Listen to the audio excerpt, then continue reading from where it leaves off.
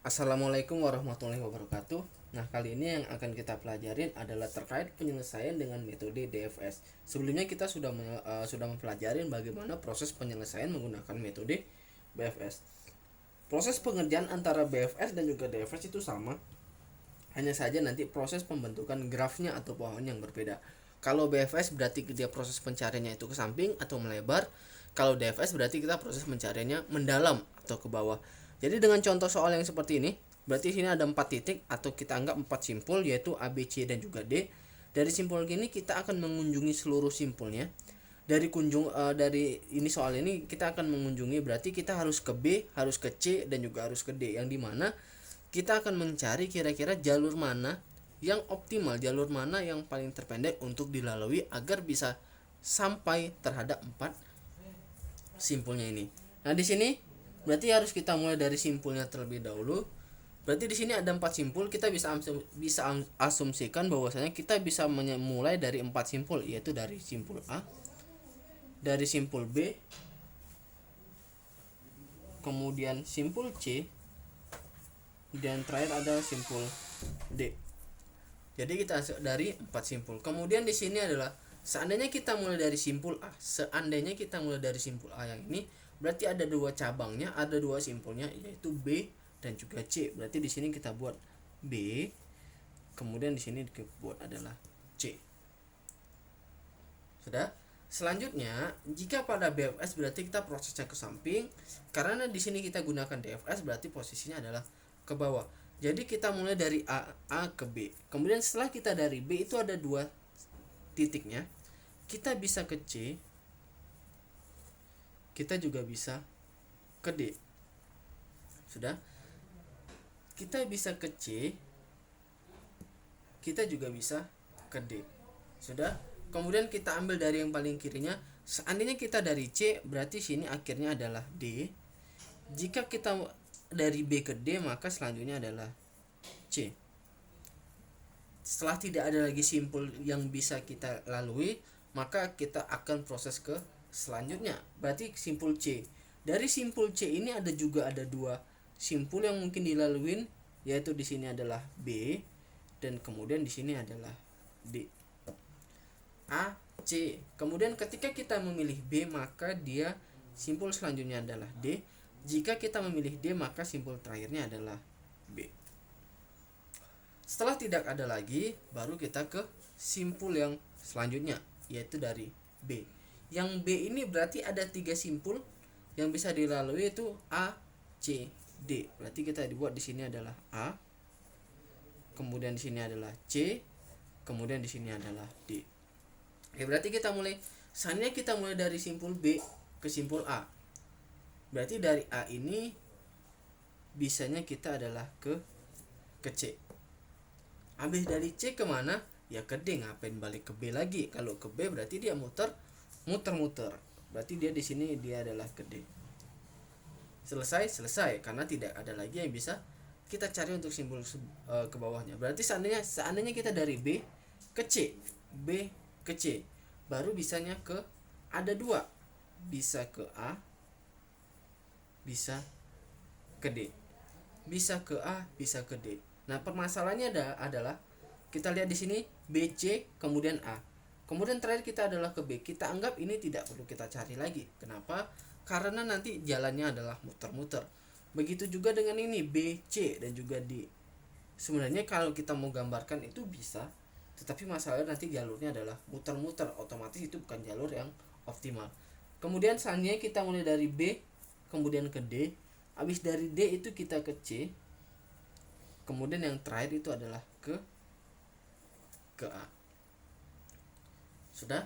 Setelah tidak ada lagi, berarti kita mulai dari titik yang C nya. Berarti yang C sini juga ada 3. Kita bisa ke A, kita bisa ke B, kita bisa ke D. Oke, seandainya kita ke A, C ke A, berarti selanjutnya di sini adalah B. Kemudian yang selanjutnya adalah ke yang D. Kemudian yang C ke B ada 2 titik, yaitu bisa ke A, bisa ke D. Bisa ke A, bisa ke D. Jika dia ke A berarti kita harus ke D. Berarti di sini tidak usah kita lanjutkan. Begitu juga yang sini. CBD dia mau ke A, berarti di sini tidak usah kita teruskan. Kemudian selanjutnya CD, habis dari D berarti di sini bisanya hanya ke B, berarti di sini selanjutnya adalah B. Kemudian dari B di sini dia selanjutnya ke A. Kemudian yang seandainya kita dari titik D, kita mulai dari titik D berarti ada dua titik, yaitu di sini B dan juga adalah C. D berarti ke B. Kalau seandainya kita ke B, berarti di sini ada dua titiknya, yaitu A dan juga C. A dan juga C. Seandainya kita pilih D, B yang ke A, berarti yang terakhirnya adalah C. Jika kita pilih D, B, C, maka yang terakhirnya adalah A. Seandainya kita pilih yang ke C, dari D ke C, berarti di sini pilihannya dua, A dan dan juga B. Seandainya kita pilih A, maka akhirnya adalah B. Jika kita pilih B, maka akhirnya adalah A. Setelah terbentuk jalur seperti ini, berarti selanjutnya adalah kita menghitung kira-kira jarak mana yang paling terpendek dari seluruh rute yang sudah diketahui. Berarti di sini kita lihat A ke B itu 5, kemudian B ke C itu 6, C ke D itu 3. Kemudian di sini B ke D itu 4, D ke C itu 3. Selanjutnya A ke C itu 5, C ke B itu 6, B ke D itu 4. Kemudian C ke D itu 3, kemudian D ke B itu 4. Kemudian B ke A itu 5, A ke C itu 5, C ke D itu 3. Oke, di sini enggak usah, berarti selanjutnya B ke D itu 4, D ke C itu 3, C ke A itu 5. Kemudian C A B D, C ke A itu 5, A ke B itu 5, B ke D itu 4. Kemudian C ke D itu 3, D ke B itu 4, B ke A itu 5. Kemudian D ke B itu 4, B ke A itu 5, A ke C itu 5. Kemudian B ke C itu 6, C ke A itu 5. Kemudian D ke C itu 3, C ke B itu 6, B ke A itu 5. Kemudian setelah didapatkan ini kita hitung kira-kira mana jalur yang paling terpendek. Berarti sini 5 tambah 6 11, 11 tambah 3 itu 14. Kemudian 5 tambah 4 itu 9, 9 tambah 3 itu 12. Berarti 6 tambah 5 tambah 6 itu 11, 11 tambah 4 itu 15. Kemudian 5 tambah 3 itu 8, 8 tambah 4 itu 12. 5 tambah 5 10, 10 tambah 3 13, 4 tambah 3 itu 7, 7 tambah 5 itu adalah 12. Berarti sini 5 tambah 5 10, 10 tambah 4 itu 14, 3 tambah 4 7, 7 tambah 5 itu 12, 4 tambah 5 itu 9, 9 tambah 5 itu 14. Kemudian 6 tambah 4 itu 10, 10 tambah 5 itu 15. Kemudian 3 tambah 5 itu 8, 8 tambah 5 itu 13. Kemudian 3 tambah 6 itu 9, 9 tambah 5 itu adalah 14. Nah, jadi di sini yang terendah adalah ada 1 2 3 4.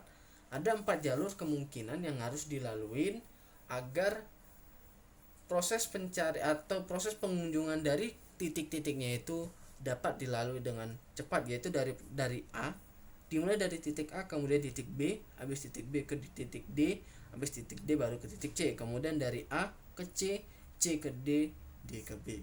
Kemudian dari sini B ke D, D ke C dan juga C ke A. Yang terakhir adalah C ke D, D ke B, B ke A. Begitulah contoh proses penyelesaian pencarian menggunakan metode DFS.